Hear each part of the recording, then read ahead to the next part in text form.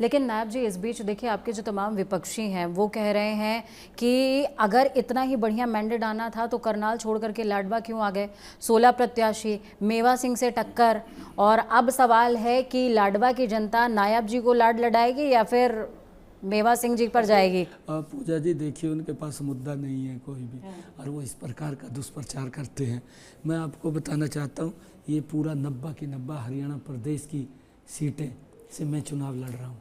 मैं कहीं से भी चुनाव लड़ सकता हूँ, और पार्टी जहाँ तय करती है वहाँ से मैं चुनाव लड़ता हूँ, क्योंकि हमारा पार्लियामेंट्री बोर्ड का सिस्टम है।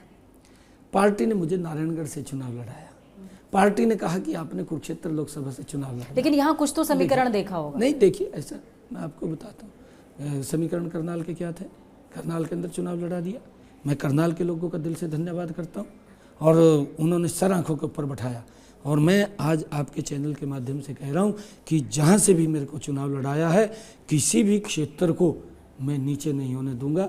मैं लगातार उसके हित के लिए, वहाँ के लोगों के हित के लिए दिन रात करके काम करूँगा। हरियाणा प्रदेश का हमारी पार्टी का विजन है कि पूरे प्रदेश का समान रूप से विकास करना। हम उसके अंदर लगे हुए हैं। क्षेत्रवाद जो पनपा था कांग्रेस की सरकार में, उसको ऊपर विराम लगा है। मुझे ये खुशी है कि मुझे पार्टी ने नारायणगढ़ से चुनाव लड़ाया, फिर मुझे कुरुक्षेत्र से लड़ाया। कुरुक्षेत्र लोकसभा से मैं वहाँ से भी, यहाँ के लोगों ने, आज तक के इतिहास में इतनी बड़ी जीत नहीं है। पूजा जी आप देखना, आंकलन करना, आप इसका सर्च करना, सर्च करके देखना, आज तक के इतिहास में जितनी बड़ी जीत कुरुक्षेत्र के लोगों ने मेरे को दी है, इतनी बड़ी जीत नहीं। करनाल के अंदर में गया, 10 वर्ष की सरकार होगी, हुड्डा साहब आकर के करनाल के अंदर सभी दल आकर के उसके ऊपर पल्ली पर बैठ गए, और हुड्डा साहब आकर के बोलते हैं करनाल के अंदर कि यहाँ से, करनाल से एक रास्ता चंडीगढ़ जाएगा, एक रास्ता दिल्ली जाएगा।